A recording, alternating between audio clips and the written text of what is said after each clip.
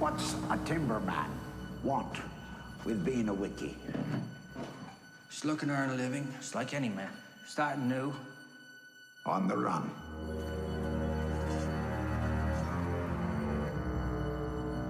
Keeping secrets, are you? No, sir. Why don't you spill your beans?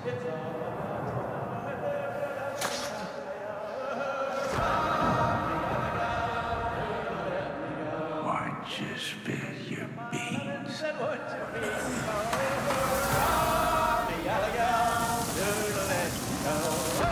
don't you spill your beans?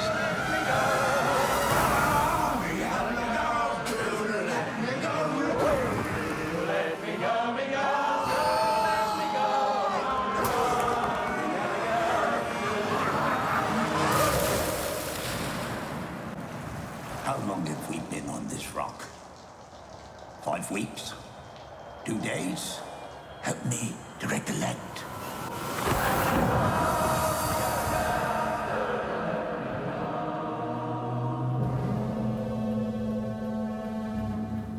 The Lighthouse, o en español El Faro, es una película de terror psicológico del 2019, escrita y dirigida por Robert Eggers, quien anteriormente debutó como director en The Witch, película del 2015 que lo catapultó como director.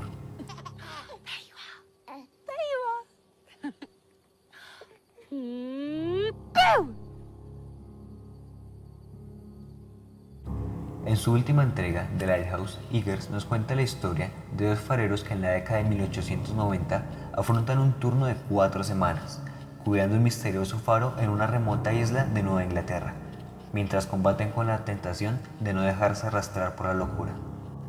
Esta película es interpretada por Robert Pattinson y Willem Dafoe, ambos grandes actores con una larga trayectoria, y fue producida por A24 o A24, una productora muy interesante que también produjo The Witch y ha producido películas como Midsommar de Ari Aster, Moonlight de Barry Jenkins, ganadora de 2 premios Oscars, A God's History de David Lowery, entre otras. The Lighthouse es una película densa que esconde varios trasfondos y simbolismos debido a su misticismo y confuso final. Mi nombre es Marlon Gelacio y hoy analizaremos cinematográficamente The Lighthouse, partiendo de 8 puntos. Comencemos.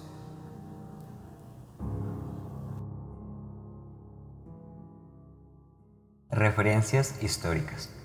La investigación de The Lighthouse tomó bastante tiempo. Eggers es conocido por sus largas y amplias investigaciones antes de realizar una película.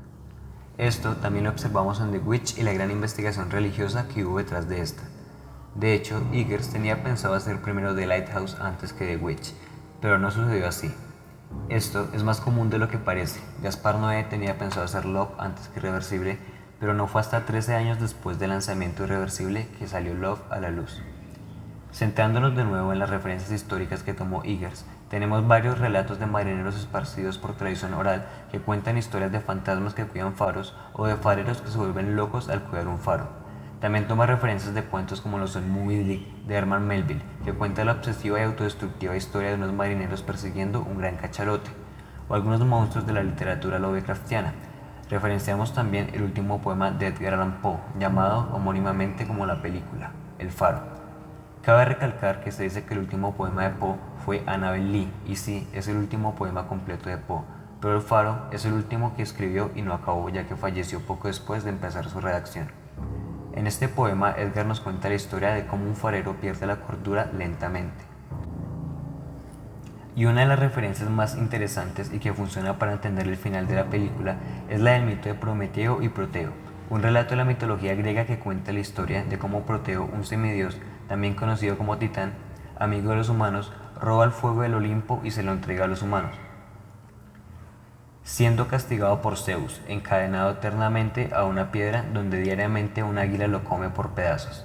Digo diariamente ya que al ser un titán es inmortal y se regenera cada día. Este fuego que roba hace alusión al conocimiento, pero para entender todo esto, hagamos un breve resumen de la película. Obviamente tendrá spoilers. Ephraim Winslow, un novato farero, es enviado junto con Thomas Wake, un viejo farero de mal carácter, a una isla a cuidar un faro por 4 semanas. Ephraim es el reemplazo de otro farero quien se volvió loco cuidando ese faro anteriormente. Thomas obliga constantemente de una manera denigrante a Efraín a hacer las labores más pesadas él solo, como picar piedra, conseguir madera, limpiar los pisos, etc., a la vez que dice que él es el único que puede entrar al faro para tender la luz, y lo que más desea Efraín es subir hasta el faro. Los días pasan y la tensión entre ellos aumenta. Efraín mata una gaviota y para Thomas eso es un crimen fatal, ya que es supersticioso y dice que las aves llevan las almas de los marineros perdidos en el mar. Aquí podemos apreciar la investigación sobre las creencias y costumbres de los marineros de esa época. Siguiendo con la historia, la relación entre estos se complica y empeora, ya que nadie los va a buscar después de las 4 semanas. Ambos empiezan a emborracharse y Efraín empieza a tener visiones. Mientras estos se emborrachan, una gran tormenta sucede afuera y sus secretos empiezan a salir a flote. Efraín en realidad no se llama Efraín, también se llama Thomas, aunque vamos a seguir llamándolo Efraín para no confundirnos. Efraín mató a un hombre en su antiguo trabajo y está intentando huir de su pasado. La relación entre estos parecía mejorar, pero no fue así y empeoró, tanto que Efraín mató a Thomas y se subió hasta el faro. Cuando llega a la cima del faro y ve la luz, este se abruma por completo y queda totalmente loco, aunque nunca vemos qué es lo que ve en esa luz.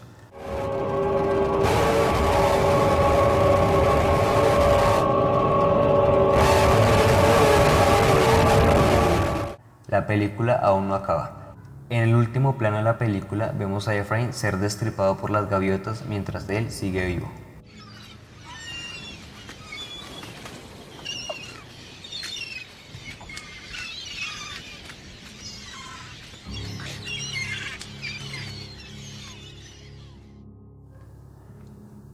Referencias paralelas en el cine y en las artes plásticas. Esta película fue grabada en blanco y negro, en una relación de aspecto poco común, pero de esto hablaremos en el punto siguiente. Enfocándonos en el blanco y negro, lo asociamos con cosas antiguas, o hechos que ya pasaron. El uso del blanco y negro da una estética especial a un filme, y puede ser usado para significar varias cosas, no necesariamente habla de una película vieja. Un ejemplo es La Haine, o El odio en español, una película de 1995 del director francés Mathieu Kassovitz, que aunque para ese entonces ya había fílmico a color, él decidió usar el blanco y negro que tanto caracteriza a ese clásico del cine. Jusqu'ici, tout va bien. L'important, c'est pas la chute. C'est l'atterrissage. Vemos influencias estéticas de géneros como el film noir o cine negro, en sus claroscuros y sombras totalmente subexpuestas, y un ambiente fatalista, y de vanguardias como el expresionismo alemán, donde se elude a la realidad en épocas remotas con ángulos de cámara extravagantes, junto con decorados y atmósferas que se asemejan a una pesadilla. En cuanto a películas, vemos referencias estéticas de filmes como Repulsión de 1965 del famoso director Roman Polanski, o El vampiro negro de Fritz Lang de 1931, incluso de la película Begotten de Elias Merhige de 1990. Ahora, en cuanto a referencias plásticas, tenemos cosas bastante interesantes. El personaje de Thomas Wake fue basado en un boceto de Vincent van Gogh y, como ya vimos en el punto anterior, tenía referencias también del capitán Ahab de Moby Dick. La transformación de Thomas a la criatura con tentáculos fue basada en un grabado sobre cobre llamado The Sea Monster del artista alemán Albrecht Dürer. También vemos más información de pinturas marinas como El pescador y la sirena del pintor sueco Knut Edward, o la pintura Prometheus del pintor barroco Theodor Rombutz. Pero la referencia más explícita y desde mi punto de vista más interesante dentro del filme es la hipnosis de Sasha Schneider. Podemos decir que esta obra de 1904 fue recreada totalmente a base de fotogramas por Eggers. En lo personal, me gusta mucho cuando se recrean obras plásticas en el séptimo arte. Figurativamente es ver arte en el arte. Aquí unos ejemplos realmente buenos. Midsommar de Ari Aster, basado en Cabeza de una vacante de Anna Swinton. 1917 de Stan Mendes, basado en El último mensaje de Fortunio Mantina. The Witch de Robert Eggers, basado en Brujas volando de Goya. Melancolía de Von Trier, basado en Ophelia de John Smillians. Joker de Todd Phillips, basado en un autorretrato de Egon Schiele. The House That Jack Built de Von Trier, basado en Dante and the Virgin in the Hell de Eugenio de la Cruz. The Truman Show de Peter Weir, basado en Arquitectura de la Luna de Reggae Magritte. Satan Tango de Bela Tarr, basado en Tres figuras cerca del canal de Van Gogh. The Elephant Man de David Lynch, basado en un autorretrato de Francis Bacon, y Shutter Island de Martin Scorsese, basado en The Kiss de Gustav Klimt.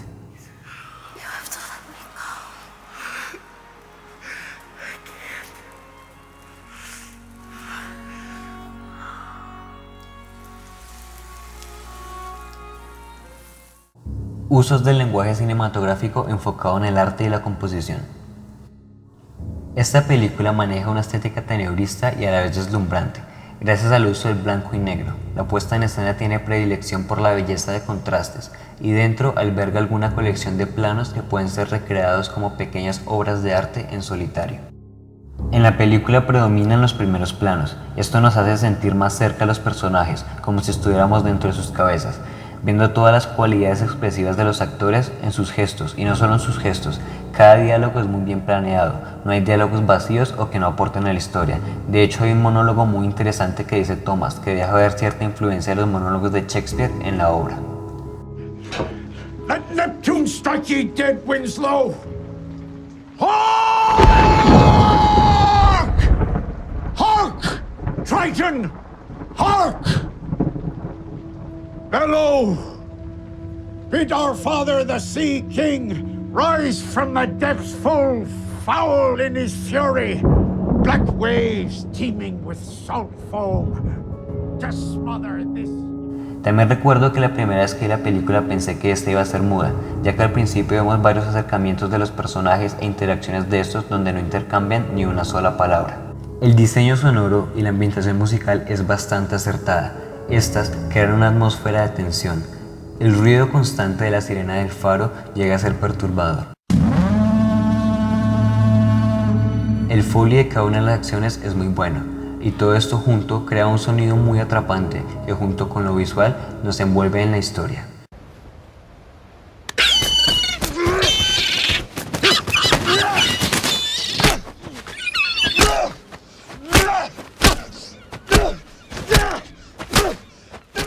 Los planos de esta película son muy simétricos. La composición en ellos es muy limpia, desde los planos de detalle hasta los planos generales. Cada encuadre podría ser una pintura. La ley de tercios en la película no existe, ya que no maneja la relación de aspecto típica de 16:9, pero se hace un uso excelente de aspectos como la simetría para centrar los objetos dentro del encuadre, las líneas del horizonte, el contraste de colores, la dirección y la perspectiva.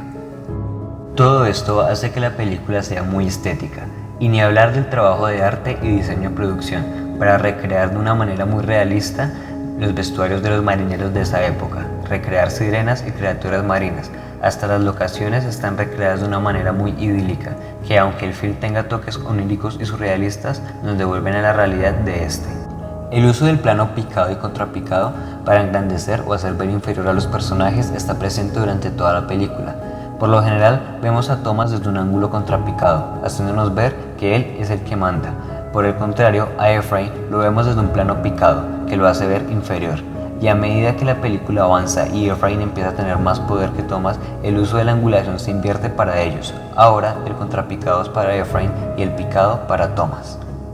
El uso del primer plano, primerísimo plano, los planos de detalle y los planos subjetivos nos hacen ver cómo es el estado mental de cada personaje, en especial el de Ephraim. Ayudado de un montaje muy limpio y clásico, nos adentra más y más en el suspenso psicológico de esta película. Recursos técnicos visibles. Empecemos hablando de la relación de aspecto de la película. Esta película maneja una relación de aspecto cuadrada similar al 4:3, pero no tan convencional como esta. La relación de aspecto usada es 1:19:1. Eggers quería que la película se viera como si fuera de época, así que optó por esa relación de aspecto. Pero esta relación no solo cumple un fin estético, también juega un papel psicológico en la película.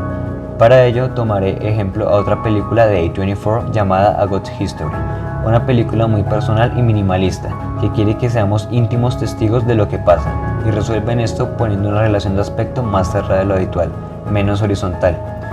Esto atrapa más en el encuadre a los personajes y al espectador, generando una conexión más íntima entre estos dos. Ahora, volviendo a The Lighthouse, también somos íntimos testigos del desquicio de los personajes, pero la relación de aspecto aquí es aún más cuadrada, y esto dota a la película de un ambiente claustrofóbico, que a la vez muestra que estos personajes no solo están atrapados en esa isla, sino que también están atrapados dentro de sus cabezas.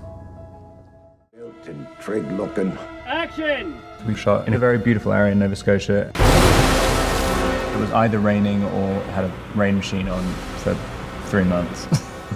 Well, I was expecting to get up to see the lantern. I can deny. La película fue grabada en blanco y negro en un fílmico antiguo. Se adecuó una Panavision Millennium XL2 para usar lentes antiguos. Los lentes usados son unos 35 mm vintage Baltar, y para darle una estética más antigua se usó un filtro de cian personalizado. Paletas de color. Mientras hablo irán saliendo las paletas de color de algunas escenas. Como ya mencionado antes, los claros oscuros, los negros subexpuestos, los blancos tenues brindan a la película una paleta de grises muy adecuada. En la escena final, el blanco sobreexpuesto resalta más el poder y la influencia que tiene la luz del faro sobre el personaje. Aunque no vemos color como tal, la paleta de grises con más presencia en tonos oscuros nos da la sensación de ver una imagen muy fría. La influencia del expresionismo alemán es notoria. Aquí vemos un ejemplo con la paleta de color de Nosferatu de Friedrich Murnau. La fotografía de Janusz Blański, el director de fotografía de la película, es una fotografía excelente. De hecho, una de las únicas nominaciones que tuvo esta película de los Oscars fue por mejor fotografía. Análisis de locaciones. Las locaciones en el film son pocas, todo transcurre en una isla. Solo hay una casa, que es donde duermen y comen, el cuarto de alimentación del faro, donde también se guardan las herramientas, el faro, el pozo séptico y el exterior. Estas son las locaciones donde se desenvuelve la mayoría de la película, dando un ambiente real, ya que así era como vivían los fareros en esa época. La casa podría ser un reflejo de ambos personajes, ya que cuando llegan está limpia y en buen estado, así como ellos. A medida que estos enloquecen, la casa se empieza a desordenar, y ya cuando están totalmente locos, la casa está hecha ruinas. El faro se muestra como un ser superior, junto con la naturaleza. El ambiente es frío, todo es de madera menos el faro. Los faros se usan para que los marineros vean la luz y la sigan para no perderse en el mar, pero en la película el seguir la luz termina perdiendo a los personajes. Análisis de personajes. Las interpretaciones de Robert Pattinson como Efrain y Willem Dafoe como Thomas son increíbles. La crítica misma dijo que eran interpretaciones demoledoras. Durante la hora y 50 que dura la película, vemos como esos personajes aparentemente normales ocultan cosas. Vemos como Thomas siempre se cree superior que Efrain y como este es sumiso, hasta cierto punto donde no lo permite más. La personalidad de Efrain es sumisa y aparentemente calmada, ya que este en secreto huye de su pasado y no quiere ser la persona que fue antes. Por eso dejó su antiguo trabajo y consigue uno nuevo, creyendo que esto lo hará olvidar el pasado. Pero aún así, él sigue siendo acechado por la culpa y más al estar en una isla tan desolada. Por el contrario, Thomas es de mal carácter y orgulloso. Obviamente tiene mucha más experiencia que Efrain, pero aún así a veces cree que lo sabe todo, aunque no sea así. Le gusta creerse superior siempre. Estos dos son personas opuestas y similares a la vez, ambas de carácter fuerte. Cuando nadie va a buscarlos y el clima empeora, estos intentan volverse unidos y ser un equipo para sobrellevar el hecho de estar atrapados. Pero aún así los días pasan, la comida se acaba y todo empeora. El orgullo, los secretos y el instinto de supervivencia los lleva a cometer atrocidades. Thomas siempre hace dudar a Efrain, por eso este lo cuestiona. Ambos podrían ser la misma persona como en el club de la pelea de David Fincher. Tal vez en realidad solo hay una persona que está cuidando el faro. Thomas podría ser el reflejo de la mente de Efrain, la voz de su conciencia, por eso este lo maltrata psicológicamente. Recordemos que Efrain viene huyendo de su pasado, y Thomas con todo lo que hace influye a que Efrain vuelva a perder la cordura, como si su propia mente lo carcomiera. Podría ser por esto que ambos se llaman igual al final de cuentas, tal vez por eso este sueña como Saúl y tiene visiones del hombre al que mató. Él intenta escapar del pasado, pero no escapa de su mente, siendo Thomas una interpretación de la culpa de Efrain. Además vemos que puede que Thomas haya matado a su antiguo compañero. Claro, esto nunca lo sabemos porque él nunca lo acepta, pero hace alusión a lo que hizo Efrain. Todos estos hechos son los que marcan el arco de transformación de los personajes, mientras vemos cómo son carcomidos lentamente por la locura. How long have we been on this rock? 5 weeks? 2 days? Help me to recollect. Uso la psicología del color y la connotación de este mismo. Resulta un poco difícil hacer un análisis psicológico del color a una película en blanco y negro, pero no es imposible. Tal vez no tenga un montón de detalles como sucede en series como Breaking Bad, donde cada color define las cualidades y actitudes de un personaje, y a medida que el arco de este cambia, los colores también. Para hablar un poco sobre esto y situarnos en cuanto a la psicología del color, hablaré rápidamente de cómo en el eterno esplendor de una mente sin recuerdos, el color del cabello de Clementine cuenta sobre el estado de su relación con Joe, mientras nos ayuda a entender el orden narrativo de los sucesos, ya que esta no es una historia lineal. Cuando Clementine y Joe se conocen e inician su relación, ella usaba un color verde, que es el color de la primavera, que es cuando todo nace. Posteriormente, mientras la pareja se enamora completamente, Clem usa un color rojo, que representa el amor y la pasión. Poco después usa el tono naranja, que es cuando su relación empieza a deteriorarse, como las hojas en otoño. Y cuando la relación de Clementine y Joe llega al punto más crítico y difícil, ella comienza a usar azul, el color que representa lo frío y la tristeza. Ahora, hablando de Lighthouse, ambos personajes usan abrigos de un tono muy oscuro, que puede representar su fachada o su verdadero interior. Dentro de la casa, estos no usan abrigo, y la camisa de Ephraim es blanca, representando su pasividad, mientras que la de Thomas es más oscura. A medida que el film avanza y Ephraim se revela con Thomas, la camisa de Ephraim se oscurece hasta tener el mismo tono que la de Thomas, y cuando este mata a Thomas y sube al faro, vemos que el color en su camisa es totalmente negro. Aquí algunos fotogramas etalonados a color donde se ve el vestuario de los personajes y el color real de las locaciones.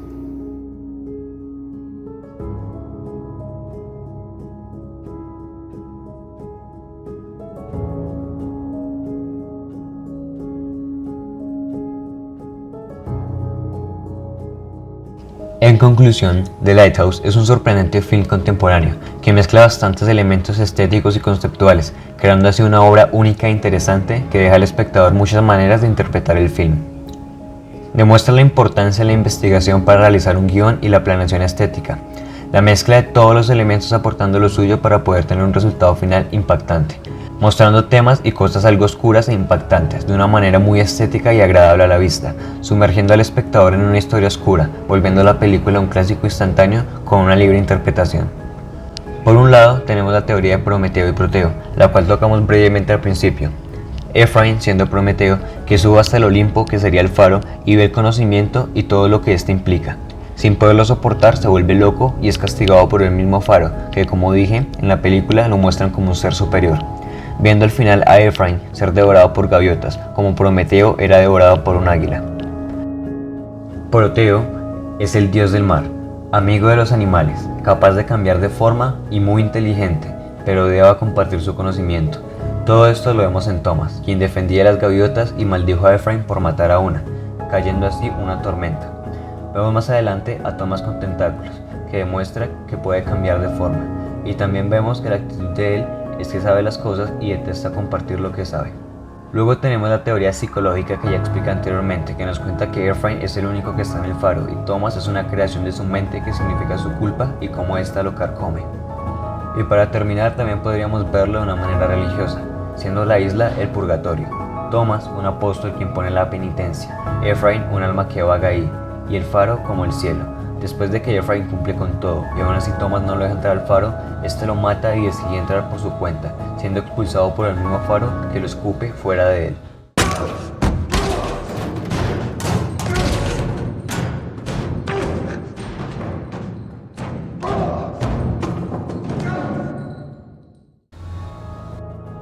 Este ha sido todo mi análisis de The Lighthouse. Muchas gracias por ver.